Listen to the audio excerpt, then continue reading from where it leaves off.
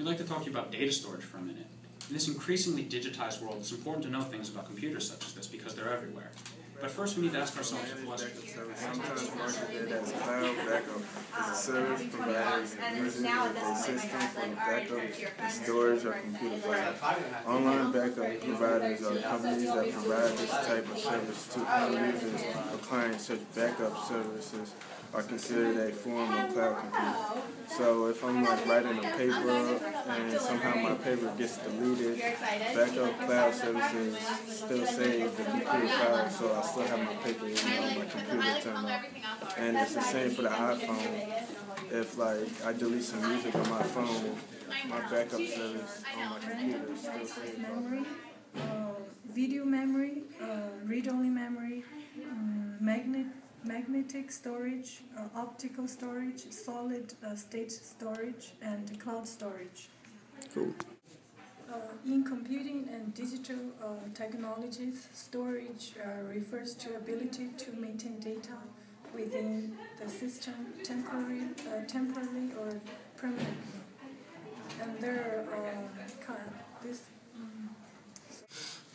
Now to tell us more about data storage is Sean Doyle. He's a software engineer at Lockheed Martin.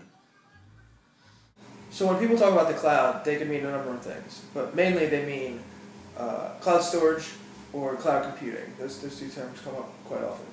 So cloud storage is basically an abstraction of a computer's hard drive, and they utilize networks like the internet to chain together a bunch of computers that share all their disk space together as one unit of storage.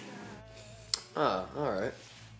So the idea is that it's distributed, it's fault tolerant, and it's highly accessible.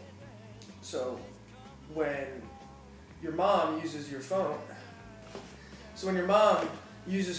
and takes a picture, she can back it up to the cloud or Apple's iCloud, and it's just a replication of data. Alright.